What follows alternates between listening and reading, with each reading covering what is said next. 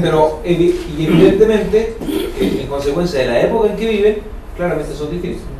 De hecho, no, pues que es una buena pregunta, porque alguien podría pensar, como hicimos un perfil del profeta la semana pasada, son todos iguales. Pero no. Y ahora uno dice, no, porque en realidad no. Uno en el fondo concluye, si son de épocas distintas.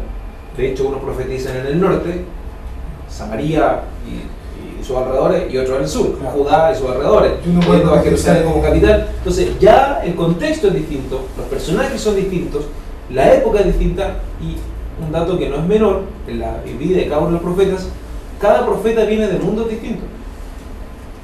Hay unos que son pastores, otros son agricultores, y eso ya te da otra mirada. Entonces, no es menor el detalle. Ya, seguimos entonces. Al comenzar la tarde, después del trío de la desesperanza, el sol, si bien sigue alumbrando, pero ya poco a poco comienza a aparecer, digámoslo así, la sombra de la tarde. Es la época en que el pueblo de Israel está en el exilio. Estamos a... acá. No, me salté uno, parece, ¿no? No.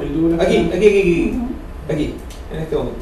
El dúo de la esperanza, exactamente. Después del trío de la desesperanza, viene el dúo de la esperanza y del consuelo, que sería Ezequiel y el segundo Isaías. El segundo Isaías es el libro del profeta Isaías, entre el capítulo 40 y el 55. Isaías 40 al 55, eso es lo que en el fondo conocemos como el segundo Isaías.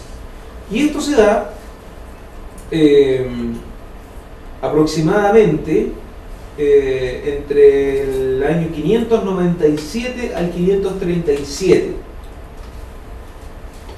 más o menos esta historia. O si ustedes quieren simplificarlo, hacerlo así de manera más sencilla, la parte de las fechas que no siempre coinciden en los libros de los autores, en fin, que se dedican a esto, entre los años 600 o 550, todo obviamente antes de Cristo.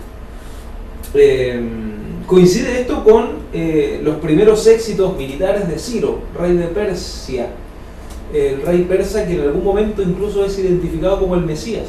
Todos los cánticos proféticos que hablan de la liberación del pueblo de Israel y del retorno a su tierra se identifican, por decirlo en el contexto después, se le da la connotación del Mesías, siglos después, pero en un primer momento se identifican con el rey de Persia, que invadiendo a los invasores, desde el punto de vista de Israel, hace que Israel, ¿y estos gallos qué hacen aquí? ¿En Babilonia? Sí. No, que nosotros somos israelitas, ¿y qué están haciendo aquí? Que nos deportaron, cada uno a su pueblo, y a reconstruir su pueblo. Están dominados por nosotros, por los persas, pero la política de dominio persa era diferente, y en el fondo, gracias a Ciro, el templo se reconstruye, o se busca reconstruir. Te comían un mesías político. Una cosa así. O después de la debacle que habían sufrido, en el fondo cualquiera que viniera iba a ser mejor. Entonces, la profecía tanto del segundo Isaías como de Ezequiel tienen en vista ya, ahí como en el horizonte, esos éxitos de Ciro, y que ven que viene conquistando tierras, y entonces profetizan, interpretan la historia diciendo, viene la esperanza, no pierda la esperanza, viene la salvación, vamos a volver a nuestra tierra. Ya. El sol comienza a ocultarse, sería acá, que dice los reconstructores. Los reconstructores, que serían el primer Zacarías, también hay una división en cuanto a la composición del libro, Zacarías del 1 al 8, el tercer Isaías y Ageo, son los profetas así como de esta época. Y básicamente se profetiza la sombra del templo. Los profetas ya no, a diferencia de toda la dinámica que tenían anteriormente, antes del exilio, antes que desapareciera el país, se refugian, por así decirlo, o como se está reconstruyendo el templo, toda la vida del pueblo empieza a girar en torno al templo, incluida la de los profetas. Y una novedad, si quieren ustedes, dentro de la teología o del pensamiento de Israel, está en el tercer Isaías, que empieza a ver a Israel como luz de las naciones. Después de toda esta vuelta trágica, ciertamente, pero que les ha permitido compartir con otras culturas, con otras naciones, el profeta ve o interpreta históricamente al pueblo de Israel, el pueblo elegido por Dios, como un referente para todo el mundo. Como un arquetipo casi. Eso. En el fondo, es lo que después en el fondo toma el cristianismo. El pueblo elegido, no solamente el pueblo elegido aquí y todos los demás que se mueran, no. El pueblo elegido es para que vengan los demás a ser parte de este pueblo elegido y ser parte en definitiva de esta familia de Dios, que en definitiva es la idea que continúa, que se perfecciona, que se planifica, no perfecciona, que se planifica con Jesucristo en lo que es nuestra fe cristiana. Estamos aquí hablando de los años aproximadamente finales del siglo V hasta mediados del siglo III antes de Cristo. La cronología no es tan precisa en este sentido. Después sí, incluso,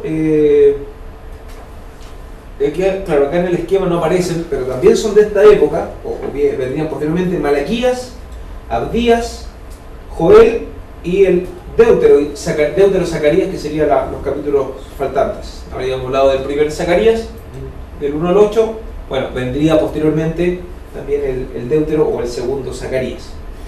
Finalmente, la última parte del profetismo, según este esquema, porque vamos a seguir nosotros, yo lo voy a seguir dando otras etapas, es el ocaso del profetismo así como institucionalizado, el profetismo del Antiguo Testamento, lo clásico que entendemos por profetas.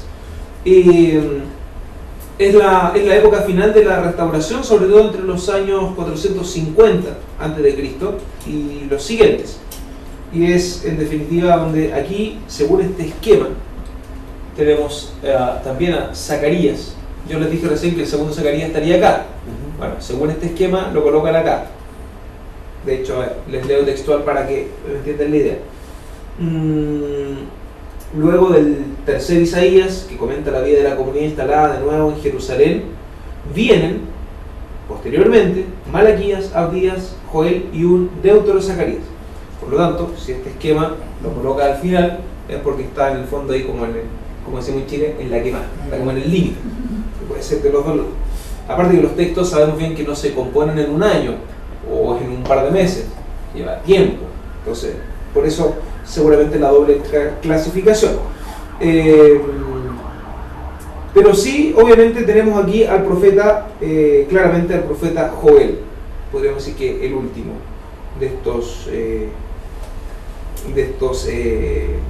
profetas, así como para el movimiento. Y desaparece, podríamos decir, el profetismo bíblico. Entonces, Israel ya no tiene, por así decirlo, estos intérpretes oficiales de la palabra de Dios, y nace entonces, con esto, como desaparece el movimiento o el profetismo, surge una suerte de nostalgia por los profetas en los siglos que vienen después.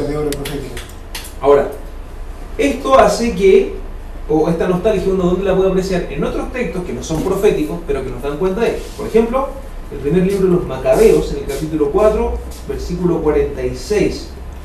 Pero sobre todo, si seguimos más adelante, en los evangelios, por ejemplo en Marcos o en Juan, en un par de pasajes, Marcos 8:28 y Juan 1:25, cuando en definitiva los contemporáneos de Jesús, los que están más abiertos a su predicación, a su palabra, identifican en él a uno de los profetas antiguos.